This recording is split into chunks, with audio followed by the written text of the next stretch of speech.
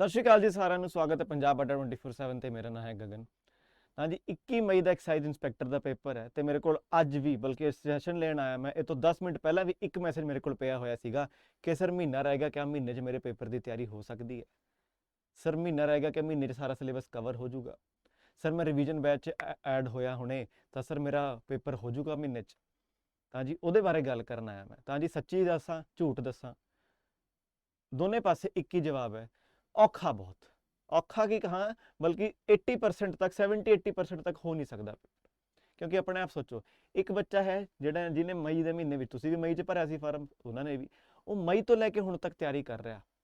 ਇੱਕ ਉਹ ਬੱਚਾ ਹੈ, ਇੱਕ ਉਹ ਬੱਚਾ ਹੈ ਜਿਹਨੇ, ਚਲੋ ਮਈ ਛੱਡੋ, ਜੂਨ ਜੁਲਾਈ ਅਗਸਤ ਸਤੰਬਰ ਅਕਤੂਬਰ ਨਵੰਬਰ ਦਸੰਬਰ ਜਨਵਰੀ ਫਰਵਰੀ ਵਿੱਚ ਜਾ ਕੇ ਤਿਆਰੀ ਸ਼ੁਰੂ ਕੀਤੀ। ਤੇ ਇੱਕ ਅਸੀਂ ਆ ਜਿਨ੍ਹਾਂ ਨੇ ਹੁਣ ਬੈਚ ਵਿੱਚ ਐਨਰੋਲ ਕੀਤਾ ਜਾਂ ਫਿਰ ਹੁਣ ਤਿਆਰੀ ਸ਼ੁਰੂ ਕੀਤੀ ਹੈ। ਤਾਂ ਕੌੜਾ ਕੌੜਾ ਇੱਕ ਸੱਚ ਤੁਹਾਨੂੰ ਦੱਸਦਾ, ਇੱਕ ਮਹੀਨੇ 'ਚ ਤਿਆਰੀ ਹੋ ਸਕਦੀ ਹੈ, ਪੇਪਰ ਪਾਸ ਹੋ ਸਕਦਾ? ਤਾਂ ਜੀ ਨਹੀਂ ਹੋ ਸਕਦਾ ਪੇਪਰ ਪਾਸ। ਲੇਕਿਨ ਹਾਂ, ਇਹਦਾ ਮਤਲਬ ਇਹ ਨਹੀਂ ਹੈ ਕਿ ਪੇਪਰ ਦੇਣਾ ਹੀ ਨਹੀਂ ਹੈ। ਕਿਉਂ? ਕਿਉਂਕਿ ਐਕਸਾਈਜ਼ ਤੋਂ ਬਾਅਦ ਕਦੇ ਕੋਈ ਪੇਪਰ ਦੇਣਾ ਨਹੀਂ। ਕਿਆ ਐਕਸਾਈਜ਼ ਤੋਂ ਬਾਅਦ ਕਾਂਸਟੇਬਲ ਹੈ, ਐਕਸਾਈਜ਼ ਤੋਂ ਬਾਅਦ ਸਬ ਇੰਸਪੈਕਟਰ ਹੈ, ਜੇਲ੍ਹ ਵਾਰਡਰ ਆ ਰਿਹਾ ਹੈ, ਦੁਬਾਰੇ ਤੋਂ ਐਕਸਾਈਜ਼ ਇੰਸਪੈਕਟਰ ਆ ਰਿਹਾ। ਦੁਬਾਰੇ ਤੁਹਾਨੂੰ ਪਹਿਲਾਂ ਹੀ ਦੱਸ ਦੇਣਾ ਮੈਂ, ਦੁਬਾਰੇ ਤੋਂ ਐਕਸਾਈਜ਼ ਇੰਸਪੈਕਟਰ ਆ ਰਿਹਾ ਹੈ, ਕੋਆਪਰੇਟਿਵ ਇੰਸਪੈਕਟਰ ਆ ਰਿਹਾ ਹੈ, ਵੀਡੀਓ ਦਾ ਦੁਬਾਰੇ ਫਾਰਮ ਖੁੱਲ ਰਿਹਾ, PSSB ਕਲਰਕ ਦਾ ਪੇਪਰ ਹੈ, ਉਹ ਵੀ ਦੇਣੇ ਆ ਨਾ। ਤਾਂ ਇਹ ਮੇਰੀ ਗੱਲ ਸੁਣਿਓ, ਬਹੁਤ ਇੰਪੋਰਟੈਂਟ ਤੁਹਾਡੇ ਸਾਰਿਆਂ ਲਈ। ਜਿਹਦੀ ਤਿਆਰੀ ਹੋਈ ਵੀ ਆ ਉਹਦੇ ਲਈ ਵੀ ਇੰਪੋਰਟੈਂਟ ਹੈ ਵੀਡੀਓ, ਜਿਹਨੇ ਕੁਝ ਨਹੀਂ ਕੀਤਾ ਹੋਇਆ ਉਹਦੇ ਲਈ ਵੀ ਇੰਪੋਰਟੈਂਟ ਹੈ ਵੀਡੀਓ। ਤਾਂ ਦੋ ਚਾਰ ਦੇਖੋ ਗੱਲਾਂ ਕਰਦੇ ਆ, ਠੀਕ ਹੈ ਜੀ? ਗੱਲਾਂ ਸੁਣਨੀਆਂ ਜ਼ਰੂਰੀ ਨੇ ਥੋੜੀ ਜਿਹੀਆਂ। ਚਲੋ ਠੀਕ ਹੈ। ਪੇਪਰ ਕਦੋਂ ਦਾ ਆਪਣਾ? ਪੇਪਰ ਦੀ ਤਰੀਕ ਕਦੋਂ ਦੀ ਹੈ? ਪੇਪਰ ਦੀ ਤਰੀਕ ਹੈ ਸਰ 21 ਮਈ ਦੀ, ਹੈ ਨਾ? ਬਿਲਕੁਲ ਸਰ, 21 ਮਈ ਦਾ ਹੈ ਪੇਪਰ ਸਾਡਾ। 21 ਮਈ ਦਾ ਹੈ ਪੇਪਰ ਸਾਡਾ। ਦੋਨੇ ਪੇਪਰ ਹੋਣੇ 21 ਮਈ ਦੇ, ਯਾਨੀ ਕਿ ਪੰਜਾਬੀ ਦਾ ਜਿਹੜਾ ਪੇਪਰ ਇਹ ਹੈ ਤੇ ਆਪਣਾ ਆਲਰੇਡੀ ਜਿਹੜਾ ਪੇਪਰ ਹੈ ਮਤਲਬ ਸਿੰਪਲ ਐਕਸਾਈਜ਼ ਵਾਲਾ ਉਹ ਵੀ। ਤਾਂ ਇਹਦੇ ਵਿੱਚ ਆਂਦਾ ਕੀ ਕੁਝ ਹੈ ਪੇਪਰ ਦੇ ਵਿੱਚ, ਤੁਹਾਨੂੰ ਸਿਲੇਬਸ ਬਾਰੇ ਪਤਾ ਕਰ ਦੇਣਾ। ਦੇਖੋ ਬੋਰ ਨਾ ਹੋਇਓ, ਥੋੜੀ ਜੀ ਬੋਰਿੰਗ ਚੀਜ਼ ਹੈ, ਕਿਉਂਕਿ ਦੇਖੋ ਸਟ੍ਰੈਟਜੀ ਵਗੈਰਾ ਬੋਰਿੰਗ ਹੀ ਹੁੰਦੀ ਹੈ। ਤਾਂ ਮੈਂ ਤੁਹਾਨੂੰ ਹੁਣ ਇਸ ਤਰ੍ਹਾਂ ਨਾਲ ਟ੍ਰੇਨ ਕਰ ਰਿਹਾ ਮੈਂ ਵੀ ਤੁਸੀਂ ਐਕਸਾਈਜ਼ ਦਾ ਪੇਪਰ ਵੀ ਦਿਓ ਤੇ ਤੁਹਾਡੀ ਅੱਗੇ ਵਾਲੇ ਪੇਪਰਾਂ ਲਈ ਵੀ ਤਿਆਰੀ ਹੋ ਜਾਵੇ, ਉਹ ਜੇ ਸਟ੍ਰੈਟਜੀ ਦੱਸੂਗਾ। ਤਾਂ ਕੀ ਕੁਝ ਆਂਦਾ ਪੇਪਰ 'ਚ? ਮੈਥ ਆਂਦੀ ਹੈ ਪੇਪਰ 'ਚ, ਰੀਜ਼ਨਿੰਗ ਆਂਦੀ ਹੈ, ਇੰਗਲਿਸ਼ ਆਂਦੀ ਹੈ, ਕਰੰਟ ਅਫੇਅਰ ਆਂਦਾ ਹੈ, ਜੀਕੇ ਆਂਦਾ ਹੈ, ਜਨਰਲ ਅਵੇਅਰਨੈਸ ਯਾਨੀ ਕਿ ਜਿਹਦੇ ਵਿੱਚ ਪੋਲਿਟੀ ਹਿਸਟਰੀ ਵਗੈਰਾ ਆਂਦੀ ਹੈ, ਇਹ ਵਾਲੀ ਜੀਕੇ ਹੋਗੀ, ਸਾਇੰਸ ਵਾਲੀ ਤੇ ਸਟੈਟਿਕ ਜੀਕੇ ਹੋਗੀ। ਤੇ ਆਪਣੇ ਕੋਲ ਪੰਜਾਬ ਜੀਕੇ ਆਂਦੀ ਹੈ, ਪੰਜਾਬ ਜੀਕੇ ਆਂਦੀ ਹੈ, ਤੇ ਆਪਣੇ ਕੋਲ ਆਂਦੀ ਹੈ last but not least Punjabi. ਹੁਣ ਇਹ ਕਿੰਨੇ ਟੌਪਿਕ ਹੋ ਗਏ? ਇੱਕ ਵਾਰ ਇਹਦੇ ਉੱਤੇ ਨਿਗਾਹ ਮਾਰੋ ਜਰਾ, ਕਿੰਨੇ ਟੌਪਿਕ ਹੋ ਗਏ ਟੋਟਲ? ਇਹ 1 2 3 4 5 6 7 8, ਇਹ ਹੋ ਗਏ ਜੀ 8 ਟੌਪਿਕਸ। ਠੀਕ ਹੈ ਬੱਚੋ, ਇਹ ਹੋ ਗਏ ਜੀ 8 ਟੌਪਿਕ। ਹੁਣ ਇਹਨਾਂ ਟੌਪਿਕਾਂ ਦੀ ਤਿਆਰੀ ਕਰਨੀ ਹੈ ਸਾਨੂੰ। ਇਹ ਹੋ ਗਿਆ, ਭਾਵੇਂ ਪਟਵਾਰੀ ਹੋ ਗਿਆ, ਭਾਵੇਂ ਕਲਰਕ ਹੋ ਗਿਆ, ਫੋਰੈਸਟ ਗਾਰਡ ਚਲਾ ਗਿਆ ਪਿੱਛੇ। ਲੇਕਿਨ ਇੱਕ ਚੀਜ਼ ਨੋਟਿਸ ਕੀਤੀ ਹੋਵੇ, ਪੇਪਰ ਪੈਟਰਨ ਅਸੀਂ ਕਹਿੰਦੇ ਸਰ ਪੈਟਰਨ ਚੇਂਜ ਹੋਗਾ। ਸਰ ਪੈਟਰਨ ਨਹੀਂ ਸਮਝ ਆਇਆ, ਨਵਾਂ ਜੋ ਐਕਸਾਈਜ਼ ਆਇਆ ਉਹਦਾ ਪੈਟਰਨ ਕੀ ਰਹੂਗਾ, ਹੈ ਨਾ? ਅੱਗੇ ਕਾਂਸਟੇਬਲ ਹੈ, ਸਬ ਇੰਸਪੈਕਟਰ ਹੈ, ਪੈਟਰਨ ਪੂਟਨ ਗਏ ਭਾੜ ਮੇ। ਪੈਟਰਨ ਦਾ ਕੰਮ ਕੀ ਹੁੰਦਾ ਹੈ? ਬਸ ਤੁਹਾਨੂੰ ਇਹ ਦੱਸਣਾ ਕਿ ਹਾਂ ਇਹਦੇ ਵਿੱਚੋਂ ਇੰਨੇ ਨੰਬਰ ਦਾ ਆਉਂਦਾ ਹੈ। ਪੜ੍ਹਨਾ ਤਾਂ ਉਨਾ ਹੀ ਹੈ ਨਾ ਯਾਰ। ਪੈਟਰਨ ਦਾ ਬਸ ਇਹ ਫਾਇਦਾ ਹੋ ਜਾਂਦਾ, ਮੰਨ ਲਓ ਤੁਹਾਨੂੰ ਅੰਗਰੇਜ਼ੀ ਨਹੀਂ ਆਉਂਦੀ ਤਾਂ ਅਸੀਂ ਇਹ ਕਹਿ ਸਕਦੇ ਵੀ ਅੰਗਰੇਜ਼ੀ 12 ਨੰਬਰ ਦੀ ਆ ਰਹੀ ਹੈ, ਬਾਕੀ ਸਭ ਇੰਨਾ ਵਧੀਆ ਤਰੀਕੇ ਨਾਲ ਕਰ ਲੈ ਕਿ 12 ਨੰਬਰ ਤੁਹਾਨੂੰ ਫਰਕ ਨਹੀਂ ਪੈਣਾ। ਲੇਕਿਨ ਜੇ ਅਸੀਂ ਸਾਰਾ ਪੇਪਰ ਕਰਨਾ ਹੈ, ਜੇ ਅਸੀਂ ਮਤਲਬ ਸਾਰੇ ਪੇਪਰ ਦੀ ਤਿਆਰੀ ਕਰ ਰਹੇ ਹੋ, ਚੱਜ ਨਾਲ ਕਰ ਰਹੇ ਹੋ, ਤਾਂ ਤੁਹਾਡੇ ਇਹ 8 ਟੌਪਿਕ ਵਧੀਆ ਹੋਣੇ ਚਾਹੀਦੇ ਨੇ। ਮਤਲਬ ਪੈਟਰਨ ਤਾਂ ਯਾਰ ਮੈਟਰ ਕਰਦਾ ਹੀ ਨਹੀਂ, ਉਹ ਮੈਟਰ ਜਮਾ ਹੀ ਨਹੀਂ ਕਰਦਾ ਪੈਟਰਨ। ਕਿਉਂ? ਕੀ ਹੋ ਜਾਊਗਾ, ਮੰਨ ਲਓ ਮੈਥ ਕਿਸੇ ਪੇਪਰ 'ਚ 15 ਨੰਬਰ ਦੀ ਆਈ ਹੈ, ਉਹਦਾ ਪੈਟਰਨ ਚੇਂਜ ਹੋ ਗਿਆ, ਮੈਥ 10 ਨੰਬਰਾਂ ਦੀ ਰਹੇਗੀ, ਤੁਸੀਂ ਪੜ੍ਹਾਈ ਘੱਟ ਕਰ ਦੋਗੇ, ਟੌਪਿਕ ਛੱਡ ਦੋਗੇ, ਕੋਈ ਟਾਈਮ ਐਂਡ ਵਰਕ ਛੱਡ ਦੋਗੇ, ਟਾਈਮ ਐਂਡ ਡਿਸਟੈਂਸ ਛੱਡ ਦੋਗੇ, ਸਭ ਸਿੰਪਲ ਇੰਟਰਸਟ ਛੱਡ ਦੋਗੇ, ਕੰਪਾਊਂਡ ਇੰਟਰਸਟ ਨਹੀਂ ਨਾ। ਕਿਸੇ ਪੇਪਰ 'ਚ ਮੰਨ ਲਿਆ ਜੀ ਅੰਗਰੇਜ਼ੀ 10 ਦੀ ਥਾਂ ਆ ਰਹੀ ਹੈ ਸਿਰਫ 7 ਨੰਬਰਾਂ ਦੀ ਆ ਰਹੀ ਹੈ, ਫਿਰ ਕੀ ਵੋਕੈਬਲਰੀ ਛੱਡ ਦੋਗੇ, ਜੰਬਲ ਵਰਡ ਛੱਡ ਦੋਗੇ? ਨਹੀਂ ਨਾ। ਪੰਜਾਬ ਜੀਕੇ ਪਹਿਲਾਂ 20 ਦੀ ਹੁੰਦੀ ਸੀਗੀ, ਹੁਣ ਕਈ ਪੇਪਰਾਂ 'ਚ 17 ਦੀ ਹੋ ਗਈ। ਤਾਂ ਹੁਣ ਕੀ ਪੰਜਾਬ ਜੀਕੇ 'ਚ ਕੀ ਛੱਡ ਕੇ ਜਾ ਰਹੇ ਹੋ? ਜੋਗਰਾਫੀ ਛੱਡ ਕੇ ਜਾ ਰਹੇ ਹੋ ਪੰਜਾਬ ਦੀ, ਜਾਂ ਹਿਸਟਰੀ ਛੱਡ ਕੇ ਜਾ ਰਹੇ ਹੋ, ਪੋਲਿਟੀ ਛੱਡ ਕੇ ਜਾ ਰਹੇ ਹੋ ਪੰਜਾਬ ਦੀ? ਕੁਝ ਨਹੀਂ ਛੱਡ ਕੇ ਜਾ ਰਹੇ ਨਾ। ਤਾਂ ਇੱਕ ਤਾਂ ਇਹ ਨਾ ਕਰਿਆ ਕਰੋ ਵੀ ਸਾਡਾ ਸਰ ਐਗਜ਼ਾਮ ਪੈਟਰਨ ਅੱਗੇ ਕੀ ਹੋਊਗਾ, ਐਗਜ਼ਾਮ ਪੈਟਰਨ ਪਿੱਛੇ ਰੋਣਾ ਛੱਡ ਦਿਓ ਇੱਕ ਤਾਂ। ਠੀਕ ਹੈ, ਹੁਣ ਸਾਡੇ ਕੋਲ 21 ਮਈ ਦਾ ਪਹਿਲਾ ਟਾਰਗੇਟ ਲੈ ਕੇ ਚੱਲਦੇ ਆ। ਦੇਖੋ ਪਹਿਲਾਂ ਤਾਂ ਕੌੜਾ ਸੱਚ ਇਹ ਹੈ, ਪੇਪਰ ਪਾਸ ਨਹੀਂ ਹੋ ਸਕਦਾ, ਬਹੁਤ ਮੁਸ਼ਕਿਲ ਹੈ, ਲੇਕਿਨ ਟਾਈਮ ਦਾ ਕੁਝ ਨਹੀਂ ਪਤਾ ਲੱਗਦਾ। ਮੇਰੇ ਕੋਲ ਕਈ ਸਾਰੇ ਇਹੋ ਜਿਹੇ ਐਗਜ਼ਾਮਪਲ ਨੇ, ਮੇਰੇ ਆਪਣੇ ਫਰੈਂਡਸ ਬਹੁਤ ਸਾਰੇ ਐਗਜ਼ਾਮਪਲ ਨੇ, ਮਹੀਨਾ ਪਹਿਲਾਂ ਤਿਆਰੀ ਸ਼ੁਰੂ ਕੀਤੀ, ਉਹੀ ਬਸ ਟੱਲੇ ਮਾਰ ਕੇ ਸਵਾਲ ਜਵਾਬ ਕਰ ਲਏ, ਟੈਸਟ ਸੀਰੀਜ਼ਾਂ ਲਾ ਲਿਆ, ਪੇਪਰ ਪਾਸ ਹੋ ਗਿਆ ਯਾਰ ਉਹਨਾਂ ਦੇ, ਅੱਜ ਨੌਕਰੀ ਲੱਗੇ ਹੋਏ ਨੇ। ਕਿਸਮਤ ਹੁੰਦੀ ਹੈ, ਕਿਸਮਤ ਹੁੰਦੀ ਹੈ। ਦੇਖੋ ਮੈਂ ਹਮੇਸ਼ਾ ਕਹਿੰਦਾ 85% ਹਮੇਸ਼ਾ ਹਾਰਡ ਵਰਕ ਰਹੂਗਾ, 85% ਨਾ ਹਮੇਸ਼ਾ ਹਾਰਡ ਵਰਕ ਰਹੂਗਾ, 15% ਹੁੰਦੀ ਹੈ, 15% ਹੁੰਦੀ ਹੈ ਜਿਹੜੀ ਸਾਨੂੰ, ਜਿਹਨੂੰ ਆਪਾਂ ਕਹਿੰਦੇ ਕਿਸਮਤ। ਕਿਸਮਤ ਚੱਲ ਗਈ ਹੈ ਨਾ, ਕਿਸਮਤ ਚੱਲ ਗਈ, ਉਹ ਸਿਰਫ 15% ਹੁੰਦੀ ਹੈ, ਕਈਆਂ ਦੀ ਚੱਲ ਜਾਂਦੀ ਹੈ। ਦੇਖੋ ਅਸੀਂ ਤਾਂ ਕਿਸਮਤ ਤੇ ਉਹਨਾਂ ਵਿਸ਼ਵਾਸ ਕਰਦੇ ਨਹੀਂ। ਇੰਨੀ ਜ਼ਰੂਰ ਹੈ ਗੱਲ, ਜੋ ਹੋਣਾ ਹੈ ਤਾਂ ਸੋਨਾ ਹੈ, फिर किस बात का रोना है ना। जो होना है तो होगा ही, लेकिन ਉਹਦਾ ਮਤਲਬ ਇਹ ਨਹੀਂ ਹੱਥ ਤੇ ਹੱਥ ਧਰ ਕੇ ਬਹਿ ਜਾਓ ਕਿ ਜੋ ਹੋਣਾ ਹੈ ਤਾਂ ਹੋਣਾ ਹੈ। ਉਹਦੇ ਲਈ ਕਰਮ ਤਾਂ ਕਰਨਾ ਪੈਣਾ, ਕੀਰਤ ਤਾਂ ਕਰਨੀ ਪੈਣੀ ਉਹਦੇ ਲਈ। ਸਮਝ ਰਹੇ ਹੋ ਗੱਲ। ਤਾਂ ਇਹ 21 ਮਈ ਵਾਲੇ ਪੇਪਰ ਲਈ ਨਾ ਤਿਆਰੀ ਏਦਾਂ ਕਰੋ ਵੀ ਇਹ ਤੁਹਾਡੀ ਜ਼ਿੰਦਗੀ ਦਾ ਅਖੀਰਲਾ ਪੇਪਰ ਹੈ, ਮਤਲਬ ਇਹ ਤੋਂ ਬਾਅਦ ਤੁਹਾਡੇ ਕੋਲ ਚਾਂਸ ਹੀ ਹੈ ਨਹੀਂ। ਏਦਾਂ ਸੋਚੋ, ਮਾਈਂਡਸੈਟ ਬਣਾਉਣ ਦੀ ਗੱਲ ਹੈ। ਏਦਾਂ ਸੋਚੋ ਇਹ ਤੁਹਾਡੀ ਜ਼ਿੰਦਗੀ ਦਾ ਲਾਸਟ ਪੇਪਰ ਹੈ, ਇਹ ਤੋਂ ਬਾਅਦ ਤੁਸੀਂ ਪੇਪਰ ਦੇ ਹੀ ਨਹੀਂ ਸਕਦੇ। ਇਹ ਹੋ ਗਿਆ ਪੇਪਰ, ਨਹੀਂ ਤਾਂ ਤੁਸੀਂ ਬਸ ਘਰੇ ਬਹਿ ਜਾਓਗੇ। ਏਦਾਂ ਸੋਚੋ ਵੀ 21 ਮਈ ਹੀ ਹੈ ਦਿਨ ਕਿ ਇਹ ਤੋਂ ਬਾਅਦ ਮੈਂ ਕੋਈ ਪੇਪਰ ਨਹੀਂ ਦੇ ਸਕਦਾ। ਜੇ 21 ਮਈ ਦੀ ਮੇਰੀ ਨੌਕਰੀ ਨਾ ਲੱਗੀ, ਉਸ ਤੋਂ ਬਾਅਦ ਤੁਸੀਂ ਬੇਰੁਜ਼ਗਾਰ ਹੋ ਜਾਓਗੇ। ਇਹੋ ਜਿਹਾ ਸੋਚੋ, ਏਦਾਂ ਸੋਚੋ। ਸੋਚਣ ਲਈ ਕਹਿ ਰਿਹਾ। ਉਹ ਤੋਂ ਕੀ ਹੋਊਗਾ, ਤੁਹਾਡੇ ਮਨ 'ਚ ਇਹੋ ਜਿਹੀ ਆਪਣੇ ਆਪ ਹੀ ਮੋਟੀਵੇਸ਼ਨ ਆਊਗੀ ਕਿ ਯਾਰ ਲਾਸਟ ਹੈ, ਲਾਸਟ ਚਾਂਸ ਹੈ ਮੇਰਾ, ਮਹੀਨਾ ਰਹਿ ਗਿਆ। ਨਾਲੇ ਇੰਨਾ ਵੀ ਹੈ ਨਹੀਂ ਵੀ 6 ਮਹੀਨੇ ਬਾਅਦ ਪੇਪਰ ਹੈ, 5 ਮਹੀਨੇ ਬਾਅਦ ਪੇਪਰ ਹੈ, 3 ਮਹੀਨੇ ਬਾਅਦ ਪੇਪਰ ਹੈ। ਨਹੀਂ, ਮਹੀਨੇ ਬਾਅਦ ਪੇਪਰ ਹੈ। ਅੱਜ ਕਿੰਨੀ ਤਰੀਕ ਹੋਈ ਹੈ? ਅੱਜ 19 ਤਰੀਕ ਹੋਈ ਹੈ। 21 ਮਈ ਦਾ ਪੇਪਰ ਹੈ, ਲਾ ਲਓ ਸਾਹਿਬ। 31 ਦਿਨ ਰਹਿੰਦੇ ਨੇ। ਏਦਾਂ ਕਰੋ ਕਿ ਯਾਰ ਮੇਰੀ ਬਸ ਲਾਸਟ ਤਿਆਰੀ ਹੈ। ਤੇ ਹੁਣ ਲਾਸਟ ਵਾਲੇ ਟਾਈਮ 'ਚ ਕਿੱਦਾਂ ਪੜ੍ਹਨਾ ਉਹ ਸੁਣ ਲਓ ਮੇਰੀ ਹੁਣ ਗੱਲ, ਹੈ ਨਾ। ਇਹ ਅਖੀਰਲੇ ਦਿਨਾਂ ਵਿੱਚ ਤੁਸੀਂ ਕਿੱਦਾਂ ਤਿਆਰੀ ਕਰਨੀ ਹੈ ਉਹ ਵੀ ਸੁਣ ਲਓ। ਹੁਣ ਤੁਹਾਡੇ ਕੋਲ 31 ਡੇਜ਼ ਨੇ, ਠੀਕ ਹੈ ਜੀ। ਤੁਹਾਡੇ ਕੋਲ ਕਿੰਨੇ? 31 ਦਿਨ ਹੈ। ਇਹਨਾਂ 31 ਦਿਨਾਂ ਵਿੱਚ ਕਰਨਾ ਕਿੱਦਾਂ ਹੈ ਤੁਹਾਨੂੰ? ਮੇਰੀ ਜੇ ਗੱਲ ਮੰਨੋ, ਜੇ ਤੁਸੀਂ ਅੱਜ 0 ਤੋਂ ਸ਼ੁਰੂ ਕਰੋ, ਤੁਹਾਨੂੰ ਕੁਝ ਵੀ ਨਹੀਂ ਆਉਂਦਾ, ਕੁਝ ਵੀ ਨਹੀਂ ਆਉਂਦਾ। ਚੁੱਪਚਾਪ ਪਹਿਲਾਂ ਤਾਂ ਪ੍ਰੀਵੀਅਸ ਈਅਰ ਸਵਾਲ ਚੱਕ ਲਓ, ਪ੍ਰੀਵੀਅਸ ਈਅਰ ਕੁਐਸਚਨ ਚੱਕ ਲਓ। ਬਹੁਤ ਥਾਂ ਤੇ ਮਿਲ ਜਾਣਗੇ, ਤੁਸੀਂ ਪੰਜਾਬ ਅੱਡਾ ਤੋਂ ਪੜ੍ਹ ਰਹੇ ਹੋ, ਇੱਥੋਂ ਵੀ ਮਿਲ ਜਾਣਗੇ। ਪ੍ਰੀਵੀਅਸ ਈਅਰ ਕੁਐਸਚਨ ਚੱਕੋ। ਤੇ ਇਕੱਲੇ ਏਦਾਂ ਨਹੀਂ ਕਰਨਾ ਕਿ ਇਕੱਲਾ ਐਕਸਾਈਜ਼ ਦਾ ਚੱਕ ਲੈ, ਨਹੀਂ। ਐਕਸਾਈਜ਼ ਦਾ ਵੀ ਦੇਖੋ ਤੁਸੀਂ। ਪ੍ਰੀਵੀਅਸ ਈਅਰ ਸਵਾਲ ਜਿਹੜੇ ਹੋਣਗੇ ਉਹ ਪਟਵਾਰੀ ਦਾ ਵੀ ਦੇਖੋ। ਜਿਹੜੇ ਪ੍ਰੀਵੀਅਸ ਈਅਰ ਸਵਾਲ ਹੋਣਗੇ, ਜਿਹੜਾ ਪਿਛਲੇ ਸਾਲ ਕਲਰਕ ਦਾ ਪੇਪਰ ਹੋਇਆ ਸੀਗਾ ਉਹ ਵੀ ਦੇਖੋ। ਜਿਹੜਾ ਫੋਰੈਸਟ ਗਾਰਡ ਦਾ ਪੇਪਰ ਹੋਇਆ ਸੀਗਾ ਉਹ ਵੀ ਦੇਖੋ। ਇਹ ਸਭ ਟੈਸਟ ਦੇਖੋ, ਠੀਕ ਹੈ। ਇਹ ਸਭ ਦੇਖੋ। ਇਹ ਤੋਂ ਫਾਇਦਾ ਕੀ ਹੋਊਗਾ?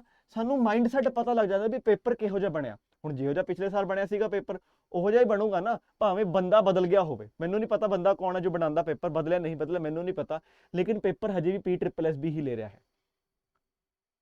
ਤੇ ਹਿਸਟੋਰੀਕਲੀ ਤੁਸੀਂ ਚੈੱਕ ਕਰੋ, ਪੁਰਾਣੇ 5-6 ਸਾਲ ਪੁਰਾਣੇ ਪੇਪਰ ਚੈੱਕ ਕਰੋ। ਇੱਕ ਚੀਜ਼ ਹੈ ਜਿਹੜਾ ਉਹਨਾਂ ਨੇ ਨਾ ਇੱਕ ਰੱਖੀ ਹੁੰਦੀ ਹੈ, ਇੱਕ ਪੈਟਰਨ ਰੱਖਿਆ ਹੁੰਦਾ ਕਿ ਇਹੋ ਜਿਹਾ ਪੇਪਰ ਰੱਖਣਾ, ਇਹੋ ਜਿਹੇ ਸਵਾਲ ਆਣੇ ਨੇ, ਹਮੇਸ਼ਾ ਉਹੋ ਜਿਹਾ ਹੋਇਆ।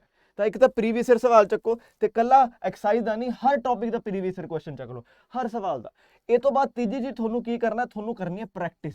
ਜਿੰਨੀ ਜ਼ਿਆਦਾ ਹੋ ਸਕੇ ਨਾ ਉਨੀ ਪ੍ਰੈਕਟਿਸ ਕਰੋ। ਜਿੰਨੇ ਜ਼ਿਆਦਾ ਸਵਾਲ ਲਾ ਸਕੋ ਉਨੇ ਸਵਾਲ ਲਾਓ। ਏਦਾਂ ਸੋਚੋ ਵੀ ਯਾਰ 21 ਮਈ ਹੈ, 21 ਮਈ ਤੋਂ ਬਾਅਦ ਮੇਰਾ ਕੋਈ ਪੇਪਰ ਹੈ ਹੀ ਨਹੀਂ। 21 ਮਈ ਜੇ ਮੈਂ ਨਹੀਂ ਕੀਤਾ ਤਾਂ ਮੈਂ ਹੋ ਜਾਊਂਗਾ ਬੇਰੁਜ਼ਗਾਰ। 21 ਮਈ ਤੋਂ ਬਾਅਦ ਮੈਨੂੰ ਹੋਰ ਕੁਝ ਸੋਚਣਾ ਪੈਣਾ, ਮੈਨੂੰ ਦੁਕਾਨ ਲਾਣੀ ਪੈਣੀ ਹੈ, ਮੈਨੂੰ ਨਹੀਂ ਬਾਹਰ ਭੇਜਣਾ ਪੈਣਾ, ਮੈਨੂੰ ਕੁਝ ਕਰਨਾ ਪੈਣਾ, ਮੈਂ ਬਸ ਸਰਕਾਰੀ ਪੇਪਰ ਤੁਹਾਡਾ ਅਖੀਰਲਾ। ਏਦਾਂ ਸੋਚੋ, ਆਪਣੇ ਅੰਦਰੋਂ ਹੀ ਇਹੋ ਜਿਹੀ ਮੋਟੀਵੇਸ਼ਨ ਆਊਗੀ। ਇਹ ਕਰ ਲਓ ਬਸ ਲਾਸਟ 31 ਡੇਜ਼ 'ਚ। ਤੁਹਾਨੂੰ ਨਹੀਂ ਆਉਂਦਾ ਨਾ, ਬਸ ਤੁਹਾਨੂੰ ਜਿਹੜੇ ਸਵਾਲ ਚੱਕੋਗੇ ਨਾ ਵਿਦ ਆਨਸਰ ਚੱਕਿਓ। ਮੈਂ ਨਹੀਂ ਕਹਿ ਰਿਹਾ ਤੁਹਾਨੂੰ ਕਿ ਤੁਸੀਂ ਬਹਿ ਕੇ ਸੋਲਵ ਕਰੋ, ਸੋਲਵ ਨਹੀਂ ਕਰਨੇ, ਵਿਦ ਆਨਸਰ ਚੱਕੋ। ਵਿਦ ਆਨਸਰ ਚੱਕ ਕੇ ਸ਼ੁਰੂ ਕਰੋ।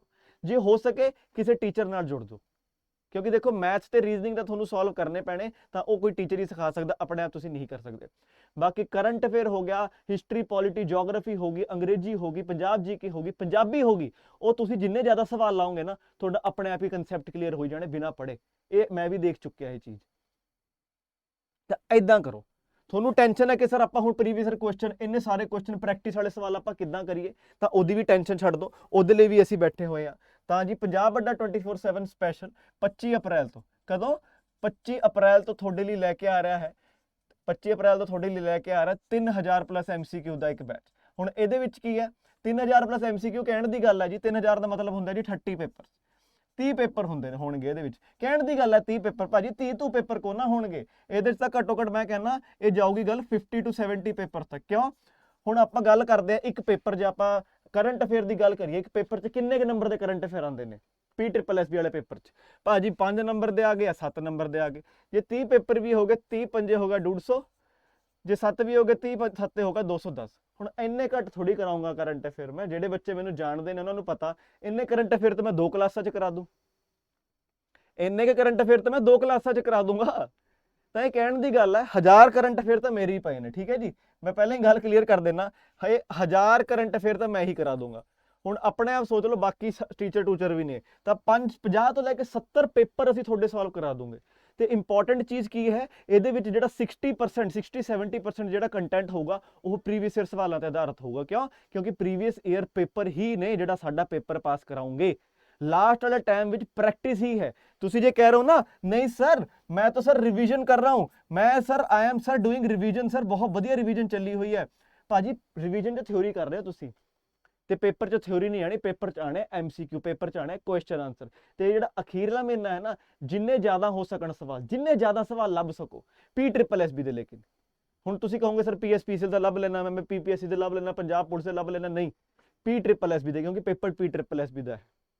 ਜਦੋਂ ਅਸੀਂ ਪੇਪਰ ਦੀ ਤਿਆਰੀ ਕਰਦੇ ਹੋ ਤਾਂ ਮਤਲਬ ਇਹ ਨਹੀਂ ਹੁੰਦਾ ਨਾ ਸਭ ਕੁਝ ਹੀ ਪੜ੍ਹ ਲਓ, ਨਹੀਂ, ਪੇਪਰ ਪੁਆਇੰਟ ਆਫ ਵਿਊ ਤੋਂ ਪੜ੍ਹਨਾ ਹੈ। ਤਾਂ ਇਹ ਜਿਹੜਾ ਬੈਚ ਹੋਊਗਾ, ਤੁਹਾਨੂੰ ਅਸੀਂ 50 ਤੋਂ ਲੈ ਕੇ 70 ਤੁਹਾਨੂੰ ਅਸੀਂ ਪੇਪਰ ਸੋਲਵ ਕਰਾਉਂਗੇ, 50 to 70 ਪੇਪਰ ਸੋਲਵ ਕਰਾ ਦੂੰਗੇ, 1000 ਕਰੰਟ ਅਫੇਅਰ ਮੈਂ ਦੇ ਦੂੰਗਾ, ਇਹਦੇ ਨਾਲ ਤੁਹਾਨੂੰ ਮੈਂ ਦੇ ਦੂੰਗਾ ਕੰਪਾਈਲੇਸ਼ਨ, ਇਹਦੇ ਨਾਲ ਤੁਹਾਨੂੰ ਮੈਂ ਕੰਪਾਈਲੇਸ਼ਨ ਵੀ ਦੇ ਦੂੰਗਾ ਫ੍ਰੀ ਆਫ ਕਾਸਟ, ਇਹਦੇ ਵਿੱਚ ਹੀ ਇਨਕਲੂਡਿਡ। ਤੇ ਲਾਈਵ ਟੈਸਟ ਵੀ ਤੁਹਾਡੇ ਇਹਦੇ ਅੰਦਰ ਹੋਣਗੇ, ਮੇਰੇ ਵੱਲੋਂ ਹੋਣਗੇ ਲਾਈਵ ਟੈਸਟ ਵੀ ਮੈਂ ਤੁਹਾਡੇ ਲਊਂਗਾ। ਹੁਣ ਤੁਸੀਂ ਬੋਲੋਗੇ ਸਰ ਇਹ ਤਾਂ ਮਹਿੰਗਾ ਬਹੁਤ ਕੰਮ ਕਰ ਹੋਣਾ, ਨਹੀਂ, ਇੱਕ ਡਿਸਕਾਊਂਟ ਕੋਡ ਧਿਆਨ ਰੱਖਣਾ ਤੁਹਾਨੂੰ, ਬਸ Y383 Y383, ਤੇ ਇਹ ਲਾ ਕੇ ਤੁਹਾਨੂੰ ਸਿਰਫ 880 ਰੁਪਏ ਦਾ ਪੈ ਜਾਊਗਾ ਇਹ ਅੱਡਾ 24/7 ਦੀ ਐਪ ਉੱਪਰ। ਤਾਂ ਜੀ ਇਹ ਤਾਂ ਬਸ ਕਹਿਣ ਦੀ ਗੱਲ ਹੈ ਵੀ 880 ਦਾ ਹੈ, ਘੱਟ ਹੈ, ਇਸ ਟਾਈਮ ਗੱਲ ਉਹ ਨਹੀਂ ਹੈ, ਇਸ ਟਾਈਮ ਗੱਲ ਹੈ ਤਿਆਰੀ ਕਰਨੀ। ਮੈਨੂੰ ਪਤਾ ਜੇ ਇਹਦਾ ਰੇਟ ਨਾ ਅੱਡਾ 24/7 ਵਾਲੇ 2000 ਰੁਪਏ ਵੀ ਰੱਖਦੇ ਤਾਂ ਵੀ ਬੱਚਾ ਇਹਦੇ ਵਿੱਚ ਐਨਰੋਲ ਕਰਦਾ, ਲੇਕਿਨ ਉਹੀ ਗੱਲ ਹੈ, ਅੱਡਾ ਦਾ ਮਕਸਦ ਇਹ ਨਹੀਂ ਹੈ ਕਿ ਪ੍ਰੋਫਿਟ ਕਰਨਾ, ਸਾਡਾ ਮਕਸਦ ਹੈ ਪੜ੍ਹਾਈ ਨੂੰ ਅਫੋਰਡੇਬਲ ਕਰਨਾ, ਪੜ੍ਹਾਈ ਨੂੰ ਕੀ ਅਫੋਰਡੇਬਲ ਕਰਨਾ। ਤਾਂ ਇਹ ਜਿਹੜਾ ਹੈ ਸਾਡੇ ਲਈ ਬਹੁਤ ਹੀ ਵਧੀਆ ਮੌਕਾ ਹੈ ਅਖੀਰਲੇ ਮਹੀਨੇ ਵਿੱਚ ਆਪਣੀ ਪੂਰੀ ਤਿਆਰੀ ਨੂੰ ਜਿੱਦਾਂ ਕਹਿੰਦੇ ਨਾ ਰੰਗ ਲਾਉਣ ਦਾ, ਜਿੱਦਾਂ ਇੱਕ ਕ੍ਰਿਸਮਸ ਟਰੀ ਹੁੰਦਾ ਹੈ, ਇੱਕ ਨਾ ਕ੍ਰਿਸਮਸ ਟਰੀ ਹੁੰਦਾ ਹੈ। ਹੁਣ ਕ੍ਰਿਸਮਸ ਟਰੀ ਦੇ ਉੱਤੇ ਹੁੰਦੀ ਹੈ ਇੱਕ ਸਿਤਾਰਾ, ਕ੍ਰਿਸਮਸ ਟਰੀ ਦੇ ਉੱਤੇ ਹੁੰਦਾ ਸਿਤਾਰਾ। ਇਹ ਵਾਲੀ ਜਿਹੜਾ ਬੈਚ ਹੈ ਨਾ, ਇਹ ਜਿਹੜੇ ਸਵਾਲ ਨੇ ਐਂਡ ਵਿੱਚ, ਬੈਚ ਵੀ ਛੱਡੋ, ਤੁਸੀਂ ਆਪਣੇ ਆਪ ਸਵਾਲ ਕਰ ਲਓ, ਇਹ ਸਵਾਲ ਨੇ ਤੁਹਾਡੇ ਕ੍ਰਿਸਮਸ ਟਰੀ ਦੇ ਉੱਤੇ ਸਿਤਾਰੇ ਦਾ ਕੰਮ ਕਰਨਗੇ। ਤੁਹਾਡੀ ਜਿਹੜੀ ਤਿਆਰੀ ਹੈ ਉਹਨੂੰ 4 ਚੰਨ ਲਾਉਣਗੇ, 4 ਸਿਤਾਰੇ ਲਾ ਦੇਣੇ। ਲਾਸਟ ਵਾਲੇ ਦਿਨ ਨੇ, ਜ਼ਿਆਦਾ ਨਹੀਂ ਕਹਿੰਦਾ, ਲਾਸਟ ਵਾਲੇ ਦਿਨ ਨੇ। ਇਹਦੇ ਵਿੱਚ ਪ੍ਰੈਕਟਿਸ ਜਿੰਨੀ ਕਰੋਗੇ, ਜਿੰਨੇ ਜ਼ਿਆਦਾ ਸਵਾਲ ਲਾਓਗੇ ਉਹ ਹੈਲਪ ਕਰੂਗਾ, ਰਿਵੀਜ਼ਨ ਹੈਲਪ ਨਹੀਂ ਕਰੂਗਾ, ਕਿਉਂਕਿ ਪੇਪਰ 'ਚ ਥਿਉਰੀ ਨਹੀਂ ਆਣੀ, ਪੇਪਰ 'ਚ ਆਣੇ ਹੈ MCQ। ਤੇ ਕਿੱਦਾਂ ਐਨਰੋਲ ਕਰ ਸਕਦੇ ਹੋ, ਬਹੁਤ ਹੀ ਬੇਸਿਕ ਜੀ ਗੱਲ ਹੈ। ਦੇਖੋ ਤੁਸੀਂ ਓਪਨ ਕਰਨਾ ਹੈ ਜੀ adda247.com, ਯਾਨੀ ਕਿ ਆਪਾਂ ਗੱਲ ਕਰਦੇ ਹੁੰਦੇ ਆ adda247.com। ਤੇ ਕਿਹੜੇ ਪੇਪਰ ਦੀ ਤਿਆਰੀ ਕਰ ਰਹੇ ਹੋ, ਐਕਸਾਈਜ਼ ਇੰਸਪੈਕਟਰ ਦੀ ਕਰ ਰਹੇ ਹੋ ਤਿਆਰੀ, ਤਾਂ ਇਦਾਂ ਹੀ ਚੁੱਪਚਾਪ ਇੱਧਰ ਆ ਕੇ ਸਰਚ ਕਰ ਦਿਓ ਕਿ ਪੰਜਾਬ ਐਕਸਾਈਜ਼, ਤਾਂ PUNJAB ਤੇ EXCISE।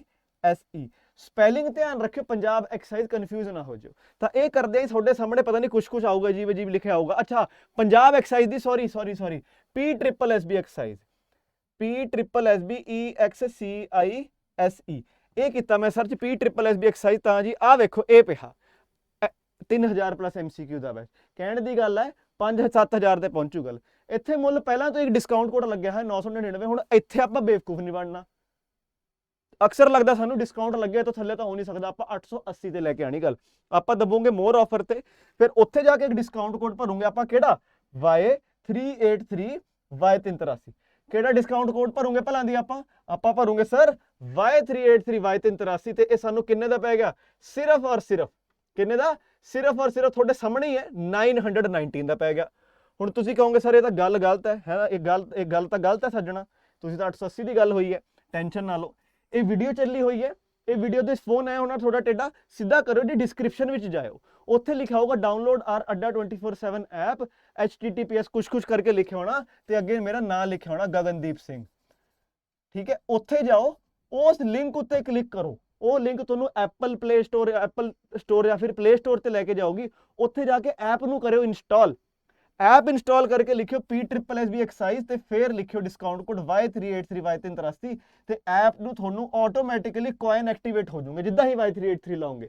ਤੇ ਕੋਇਨ ਨੂੰ ਤੁਸੀਂ ਨਾ ਇਹੋ ਜਿਹਾ ਡੱਬਾ ਬਣਿਆ ਹੋਊਗਾ, ਉਹ ਡੱਬੇ ਨੂੰ ਕਰੋਗੇ ਸਿਲੈਕਟ ਤੁਸੀਂ, ਤੇ ਜਿੱਦਾਂ ਹੀ ਤੁਸੀਂ ਡੱਬਾ ਭਰਿਆ, ਜਿੱਦਾਂ ਹੀ ਤੁਸੀਂ ਨਾ ਡੱਬਾ ਭਰੋਗੇ ਇਹ ਰੇਟ ਘਟ ਕੇ ਹੋਰ ਪੈ ਜਾਊ ਸਿਰਫ 880 ਦਾ।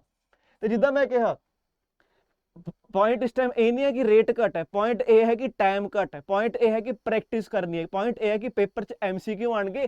ਤੇ ਇਹ ਬੈਚ ਹੈ ਜਿਹੜਾ ਤੁਹਾਨੂੰ 5000 ਤੋਂ 7000 MCQ ਦੀ ਪ੍ਰੈਕਟਿਸ ਕਰਾ ਸਕਦਾ ਹੈ, ਤੁਹਾਡੀ ਜ਼ੀਰੋ ਤਿਆਰੀ ਨੂੰ 50-60 ਤੇ ਲੈ ਕੇ ਜਾ ਸਕਦਾ, ਤੁਹਾਡੀ 50-60 ਦੀ ਤਿਆਰੀ ਨੂੰ 100 ਤੇ ਜੇ 100 ਤੇ ਲੱਗੇ ਹੋ ਆਪਣੀ ਤਿਆਰੀ ਉੱਤੇ, ਆਪਣੀ ਸਿਲੈਕਸ਼ਨ ਉੱਤੇ ਮੋਹਰ ਲਾ ਸਕਦਾ ਹੈ। ਇਦਾਂ ਹੀ ਬੱਚੋ ਪਟਵਾਰੀ ਦਾ ਬੈਚ ਵੀ ਪਿਆ, ਜਿਹੜਾ ਪੰਜਾਬ ਪਟਵਾਰੀ ਦੀ ਤਿਆਰੀ ਕਰ ਰਿਹਾ ਉਹ ਵੀ ਪੰਜਾਬ ਪਟਵਾਰੀ ਲਿਖ ਕੇ ਸੇਮ ਇਸੇ ਪ੍ਰੋਸੈਸ ਨਾਲ ਉਹ ਵੀ ਉਹਨੂੰ 880 ਦਾ ਹੀ ਪੈ ਜਾਊਗਾ।